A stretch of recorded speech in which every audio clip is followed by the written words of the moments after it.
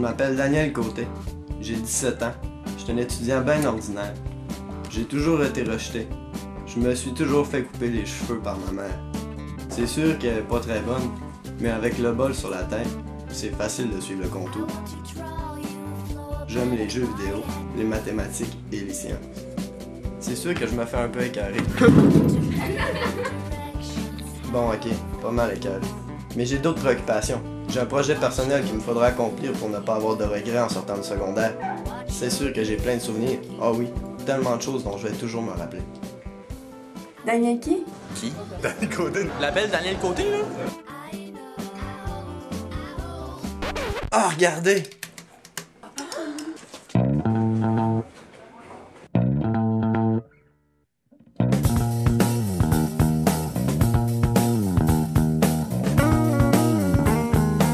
Mon projet, c'est elle, Kimberly Denis, la plus belle fille de toute l'école. Elle a tout pour elle, je vous jure. La beauté, les amis, le talent. Et en plus, elle sort avec le gars le plus populaire de l'école. Mais qu'à cela me tienne, je vais la voir, vous verrez. C'est pourquoi j'ai fait appel à mon meilleur ami, Carl, pour qu'il m'aide à mettre mon plan à exécution. Ok, j'ai trouvé ça sur Internet. Avec ça, tu vas vraiment réussir à la séduire. T'as juste à suivre les 8 étapes, puis c'est dans la poche. C'est comme un peu les 8 commandements de l'amour. Je dois t'expliquer le plan. Étape 1, l'apparence.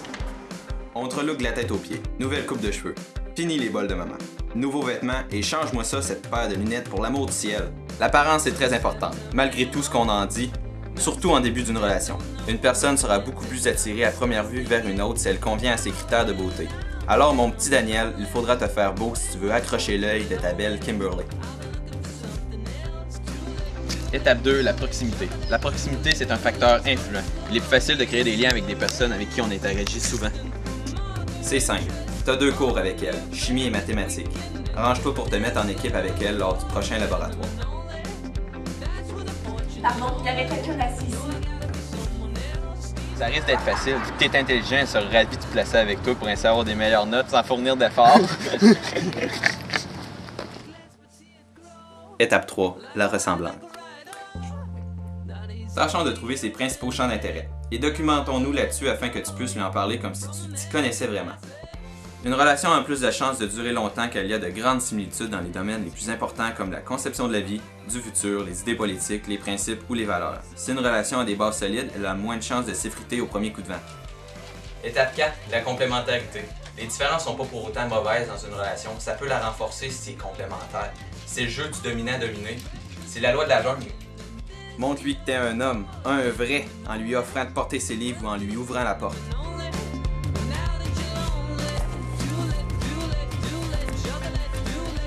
Étape 5, l'attirance réciproque. On aime ceux qui nous aiment. Tu seras jamais ami avec le capitaine de l'équipe de football parce qu'il t'aime pas la tronche. C'est mathématique, Coco.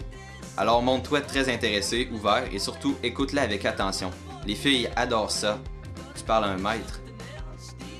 Étape 6, la compétence. Pour te faire comprendre ça, j'ai pas de meilleur exemple que celui-là. Tu te rappelles Caroline Masson, celle qui a gagné la bourse d'études en battant ta moyenne générale d'un seul point, 95% versus 96%. Tu te souviens?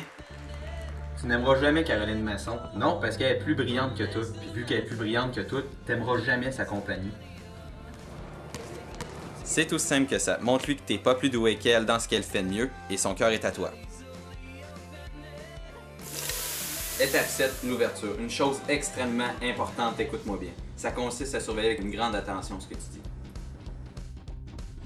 Il ne faut pas que tu révèles des choses personnelles peu flatteuses trop rapidement. Par exemple, ne lui dis pas que tu collectionnes les cartes Pokémon ou tu es foutu.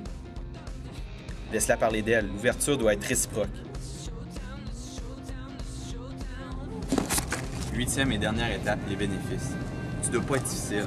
Tu dois pas y apporter plus d'inconvénients que tu peux y apporter davantage. Tu me saisis? Alors en gros, ne lui cause pas d'ennui ou elle jugera que votre relation n'en vaut pas la peine. Des questions? Sometimes the feeling is right. Heartbeat and kisses so sweet. Ouais, jamais je n'oublierai mon secondaire.